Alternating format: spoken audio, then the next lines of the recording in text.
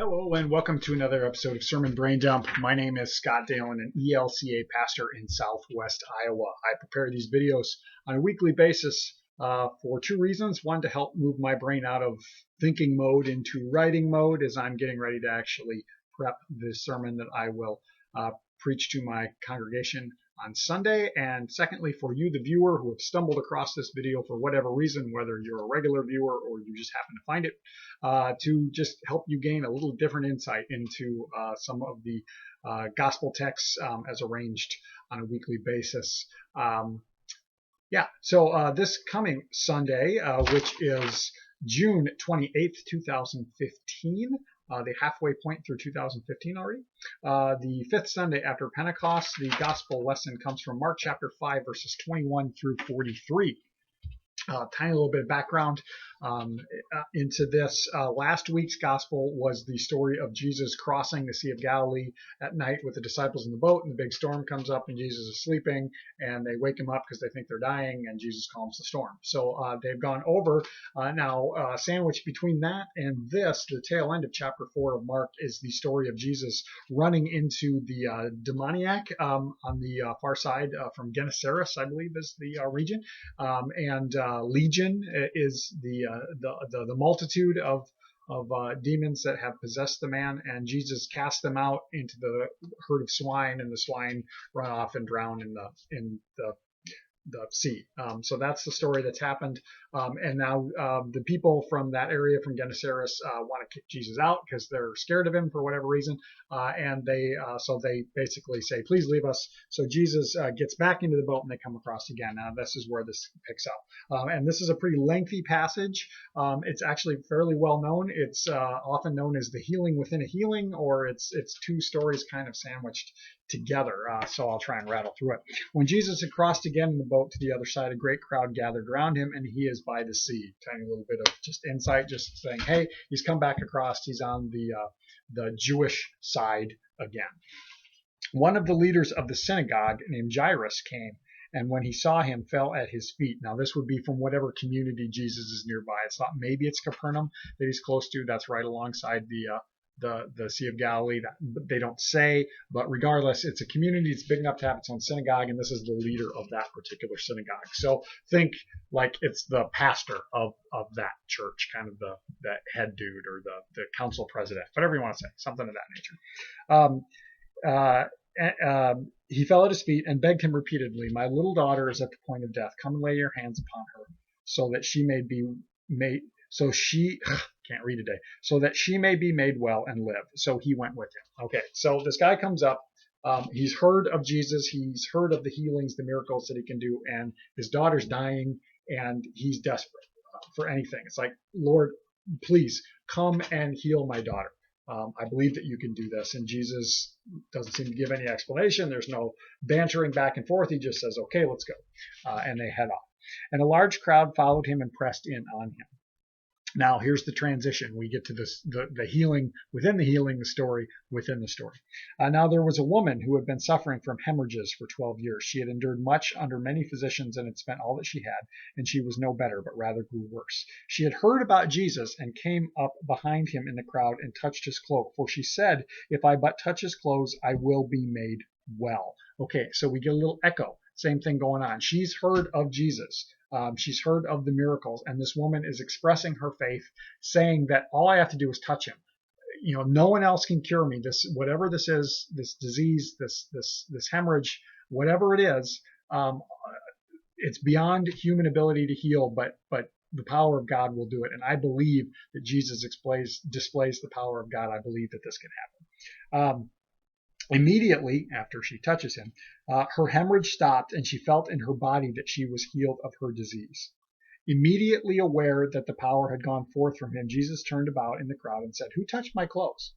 And the disciples said to him, you see that the crowd is pressing in on you. How can you say who touched me?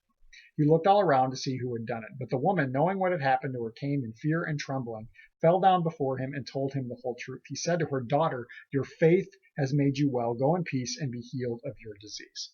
Okay, so we see the healing happens initially, and she can feel it in her body. Instantly, she feels that she is made whole. She is healed. Jesus knows something has happened. Now, this is interesting. Does Jesus know who did it, or not? And that's oftentimes a debate within different circles of does he really know that it was her, and he wants her to come and confess it? Does he not? Does he understand that, hey, something happened and I know someone was healed, but I don't know who did it?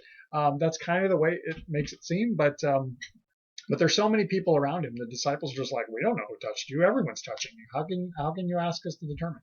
But the woman is honest. She is really kind of going up against the system, the patriarchal system. She's got a lot against her at this point. Not only is she ritually unclean because of this bleeding, which is thought to be vaginal bleeding, but she's unclean.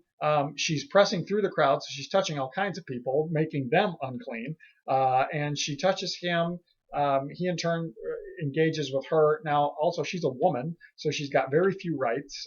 And to come up and to address a man like that, I mean, she could be stoned for all these different little infractions that she's doing. So it's kind of a big deal that he goes with that. But what's interesting, this woman, we don't know her name. History doesn't remember her name. She's just kind of known as the woman who suffered from bleeding, or the woman who was healed in the crowd, or the woman who touched Jesus' cloak. She's known for what her situation is as opposed to who she is. Yet Jesus grants her a new name because of her faith. He calls her daughter. This is God, remember, God in human form, calling someone daughter. Might as well be calling them child of God. And for me, that's significant right there, because this weekend there's a baptism at my congregation where this child, this little boy, will be named child of God, and will be brought into relationship through that. So there's a real strong similarity, and as you could probably tell, that's the direction I'm going to go with the sermon. But going on, okay, remember, this has all been happening, and now we return kind of back to the original story. While he was still speaking, some people came from the leader's house to say, your daughter is dead. Why trouble the teacher any further? But overhearing what they said, Jesus said to the leader of the synagogue, do not fear, only believe. So while this is all going on, this side note, this distraction is happening with Jesus. Jairus is still standing there like, dude, my daughter, we're going. She's dying. Come on, let's go. And so it really kind of seems like he loses his miracle. He loses the opportunity for his miracle. Very similar to in John's gospel when Jesus brings Lazarus back from the dead, and Martha, Lazarus' sister, is like, hey, if you had been here, he wouldn't have died. Really similar situation. Like, in order to save one person, Jesus loses the opportunity to save another one. Yet, what we see through this whole story is that Jesus' power goes beyond death. Death does not close the door where God is concerned, even though for us in our human understanding, death is kind of the last thing. Jesus allowed no one to follow him except Peter, James, and John, the brother of James. When they came to the house of the leader of the synagogue, he saw a commotion, people weeping and wailing loudly. When he had entered, he said to them, why do you make a commotion and weep? The child is not dead, but sleeping. And they laughed at him. Then he put them all outside, took the child's father and mother and those who were with him, and went in where the child was. He took her by the hand and said to her, Talitha cum, that's Aramaic, which means, little girl, get up. And immediately the girl got up and began to walk around. She was 12 years of age. At this they were overcome with amazement. He strictly ordered them that no one should know this, and told them to give her something to eat. Now, okay, so here at the end, we're seeing more evidence of that messianic secret that I've talked about in past videos. If you've seen that, particularly in Mark, it seems like Jesus is always saying, don't tell anyone what has happened. Do not tell what you've seen, what you have witnessed, what you have experienced. And yet people always do. It seems like inevitably they go tell. But as Jesus is going to go through this miracle, he whittles down the witnesses. He doesn't even take all the disciples, only the big three, Peter, James, and John.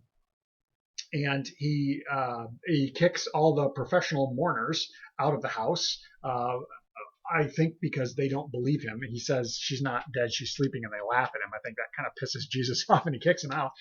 But they're gone, and he takes only the father and mother. Let them experience this miracle. Let them see what's going on. And because the faith of Jairus is what brought him there in the first place. He believes that Jesus can do something. And Jesus has to reassure him after she has died. He says, do not fear, only believe. And that really kind of echoes almost like bookends what he had said to the woman whose faith has already healed her, who has already saved her. Her believing that it can happen has worked. And now he is saying, continue to believe, don't be afraid. Or actually, I should back up. He tells the woman, your faith has saved you, go in peace. So go in peace, no longer be afraid, you're all good. And now he's saying, don't be afraid, Jairus, continue to believe. So we see that evidence, that believe that God, for God all things is possible, and what even we cannot wrap our heads around, God can still do. That's what's kind of going on in this story. I'm trying to keep this one a little shorter than some of my past videos because I have the tendency to get pretty long-winded, and I'm already over the 10-minute mark, so I'm wanting to wrap this up. Long passage, a lot happening, but interesting connections to what's going on within my congregation this week. If you have any thoughts or questions or comments, by all means, please share them down in the comment section. We'll continue the conversation that way. Otherwise, I hope you have a great week, and God bless.